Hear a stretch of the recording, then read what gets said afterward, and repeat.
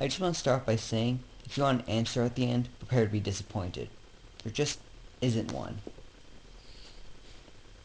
I was an intern at Nickelodeon Studios for a year in 2005 for my degree in animation. It wasn't paid, of course, most internships aren't, but it did have some perks beyond education. To adults, it might not seem like a big one, but most kids at the time would go crazy over it. Now, since I worked directly with the editors and animators, I got to view the new episodes days before they aired. Well, I'll get right to it without giving too many unnecessary details. They had very recently made the SpongeBob movie, and the entire staff was somewhat sapped of creativity, so it took them longer to start up the season. But the delay lasted longer for more upsetting reasons. There was a problem with the Series 4 premiere that set everyone and everything back for several months. Two other interns and I were in the editing room along with the lead animators and sound editors for the final cut.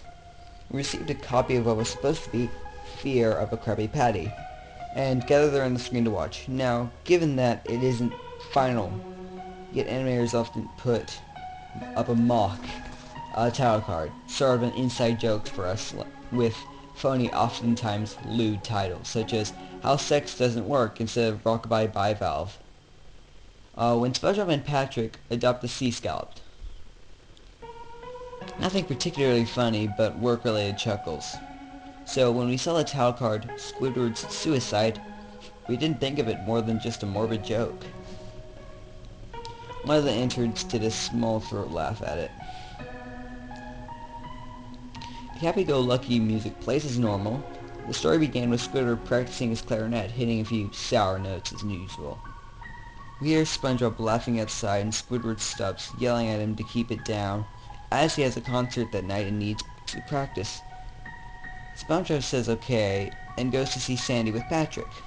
The bubbles splash, screen comes up, and we see the ending of Squidward's concert. This is where things began to seem off. While playing, a few frames repeat themselves, but the sound doesn't. At this point, sound is synced up with animation, so yes, that's not common. But when he stops playing, the sound finishes as if the skip never happened. There is slight murmuring in the crowd before they begin to boo him.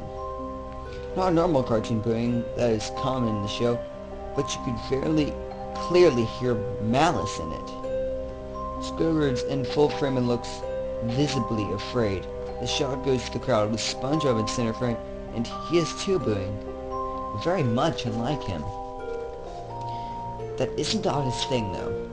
What is odd is everyone has hyper-realistic eyes, very detailed, clearly not shots of real people's eyes, but something a bit more real than CG. Pupils were red. Some of us looked at each other, obviously confused, but since we weren't the writers, we didn't question its appeal to children. Yet. The shot goes to Squidward sitting on the edge of his bed, looking very forlorn. The view out his porthole window is of a night sky, so it isn't very long after the concert. The unsettling part is that at this point there is literally no sound. Not even feedback from the speakers in the room. It's as if the speakers were turned off. Though their status showed they were working perfectly. He just sat there, blinking into silence for about 30 seconds. Then, he started to sob softly. He put his tentacles over his eyes and cried quietly for a full minute more. All the while, a sound in the background very slowly growing from nothing to barely audible. It sounded like a slight breeze through a forest. The screen slowly began to zoom in on his face. By slow, I mean it's only noticeable if you look at shots 10 seconds apart side by side. His sobbing gets louder, more full of hurt and anger. The screen then twitches a bit as if it twists in on itself for a split second, then goes back to normal. The wind through the trees sound gets slowly louder and more severe, as if a storm is brewing somewhere.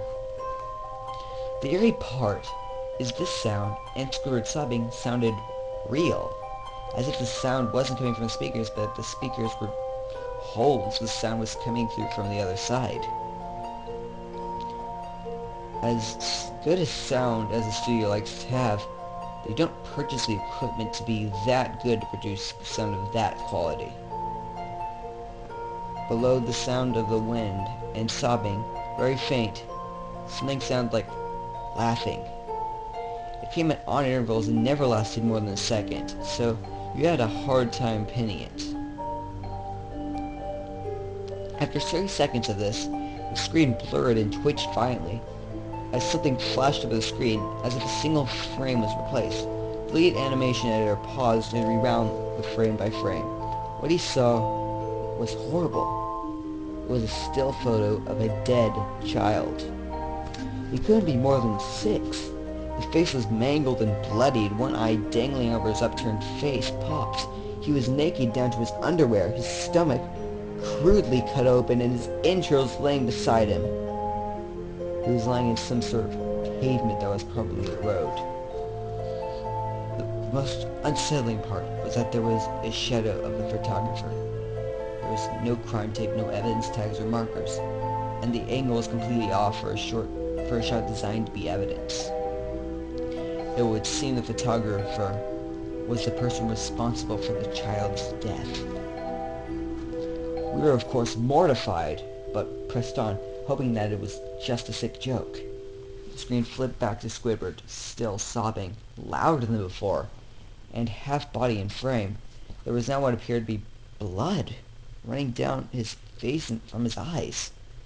The blood was also done in a hyper-realistic style, looking as if you touched it, you would get blood on your fingers. The wind sounded now as if it were that of a gale blowing through a forest. There were even snapping sounds of branches, the laughing, a deep baritone lasting at longer intervals and coming more frequently. After about 20 seconds, the screen again twisted and showed a single frame photo. The editor was reluctant to go back. We all were, but he knew he had to. This time, the photo was that of what appeared to be a little girl, no older than the first child. She was lying on her stomach, her barrettes in a pool of blood next to her. Her left eye was too popped out, naked except for her underpants. Her entrails were piled on top of her, above another crude cut along her back. Again, the body was on the street and the photographer's shadow was visible, very similar in size and shape to the first. I had to choke back vomit. One entered, the only female in the room, ran out. The show resumed. About 5 seconds after this second video was played, Squidward was silent, as did all sound, like it was when the scene started. He put his tentacles down, and his eyes were now done in hyper-realism, and the others were in the beginning of the episode. They were bleeding, bloodshot, and pulsating. He just started to stared at the screen as if watching the viewer. After about 10 seconds, he started sobbing, this time not covering his eyes. The sound was piercing and loud, and most fear-inducing of all his sobbing was mixed with screams. Tears and blood were dripping down his face at a heavy rate.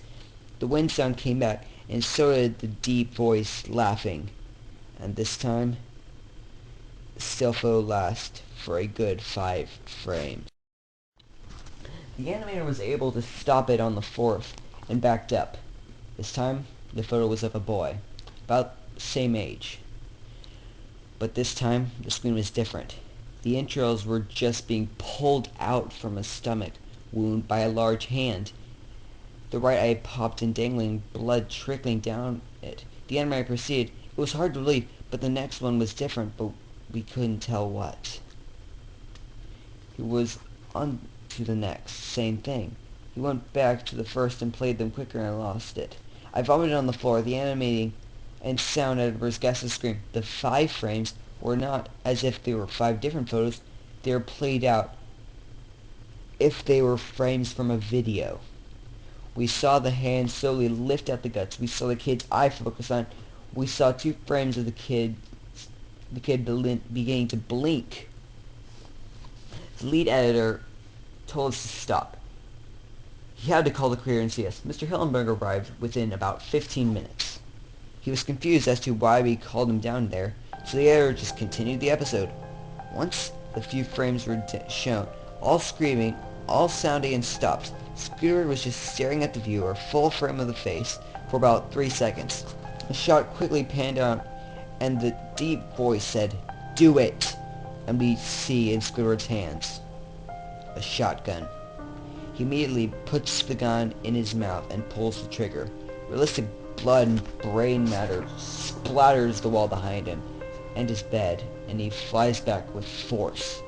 The last 5 seconds of this episode, show his body on the bed, on his side, one eye dingling on what's left of his head, above the floor, staring blankly at it.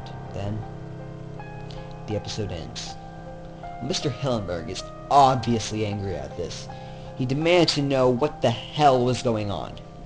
Most people left the room at this point, so it was just a handful of us to watch it again. Viewing the episode twice only served to imprint the entirety of it in my mind, and caused me horrible nightmares. I'm truly sorry that I stayed. The only theory we can think of was the file was edited by someone in the chain from the drawing studio here. The CTO was called to analyze when it happened. The analysis of the file did show it was edited over by new material. However, the timestamp of it was a mere 24 seconds before we began viewing it. All equipment involved was examined for foreign software and hardware as well as glitches, as if the timestamp may have glitched and showed the wrong time, but everything checked out fine.